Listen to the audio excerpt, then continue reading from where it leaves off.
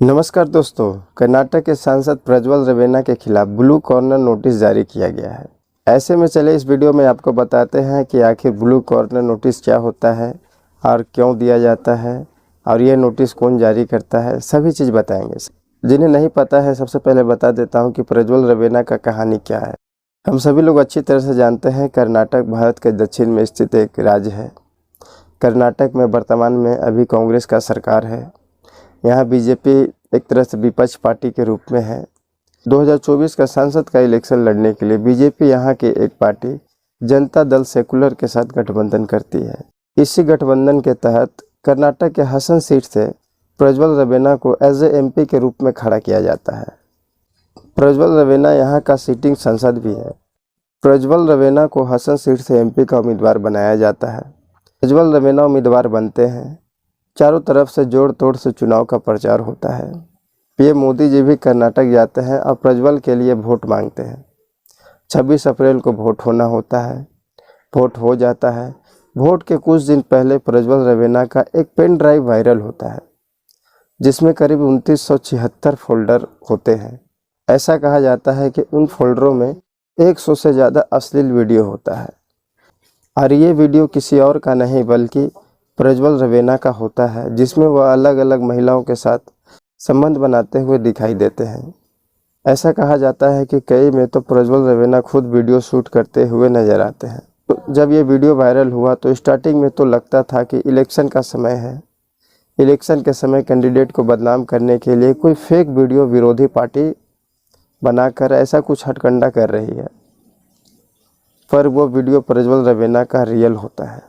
और इधर चुनाव 26 को हो जाता है और उसी दिन प्रज्वल रवेना जर्मनी चले जाते हैं। कहा जाता है कि वह किसी काम से गए हैं। फिर यहाँ पे बवाल जोरों से पकड़ लेता है। बीजेपी कांग्रेस एक दूसरे पर आरोप लगाती है।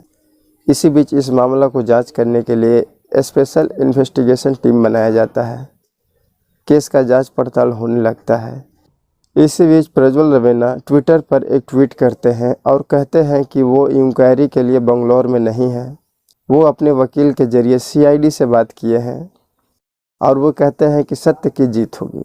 लेकिन बात ऐसी है कि जब से वो जर्मनी गए हैं तब से वो अभी तक आए ही नहीं, फरार ही है। अब की स्थिति ऐसी है कि प्रज्वल रवेना की मुश्किलें लगातार बढ़ता जा रहा है। अब उनके खिलाफ ब्लू कॉर्नर नोटिस जारी कर दिया गया है। ऐसे में प्रज्वल रवेना भारत को वापस लाने के लिए इंटरपोल की मदद ली जा रही है। इंटरपोल जो सभी देशों को सूचित करेगा और उसका पता लगाएगा। अब इंटरपोल क्या होता है, जिन्हें नहीं पता है उन्हें हम बता देते हैं। इंटरपोल एक अंतर सरकारी संगठन है जिसमें 196 सदस्य देश है। इसका पूरा नाम होता है international criminal police organisation. Interpol का काम है कि अपने सदस्य देशों की पुलिस के अपराध के खिलाफ लड़ने में मदद करना। इसी काम के तहत वह अपराध और अपराधियों की डेटा सदस्य देशों के साथ साझा करती है। किसी आपराधिक जांच के संबंध में किसी व्यक्ति की पहचान या जगह या फिर उसकी गतिविधि के बारे में जानकारी इकट्ठा करने के लिए एक नोटिस दिया जाता है। इस नोटिस को ब्लू कॉर्नर नोटिस कहते हैं। इस नोटिस के जरिए इंटरपोल अपराध और अपराधियों का डेटा सदस्य देशों के साथ साझा करती है। ये नोटिस भी एक तरह से फरार और संदिग्ध अपराधियों के बारे में जांच पड़ताल या तलाश करने के संबंध में ही नोटिस है। इस नोटिस की सबसे खास बात यह है कि जब यह नोटिस जारी किया जाता है तो इंटरपोल के सदस्य इसे इग्नोर नहीं कर सकते। ऐसे में उन्हें मांगी गई वो सारी जानकारी देनी होती है जो उनके पास होती है। वैसे तो इंटरपोल द्वारा 7 तरह की अलर्ट नोटिस जारी किया जाता है, जिसमें red, yellow, blue, black, green, orange और पर्पल होता है। इसमें हर नोटिस का अलग अलग मायने होते हैं। ऐसा कहा जाता है कि रेड नोटिस बहुत ही खतरनाक होता है। फिलहाल जांच एजेंसियां अलर्ट पर है और ज़्यादा से ज़्यादा जानकारी जुटाने की कोशिश कर रही है। इसी के लिए ब्लू कॉर्नर नोटिस की मदद भी ली जा रही है। हमारे द्वारा दी गई इस छोटी सी जानकारी अगर आपको अच्छा लगा तो आप हमारे वीडियो को लाइक करें, चैनल को सब्सक्राइब करें। बहुत ही जल्द मिलते हैं अगले वीडियो के साथ। तब तक के लिए नमस्कार।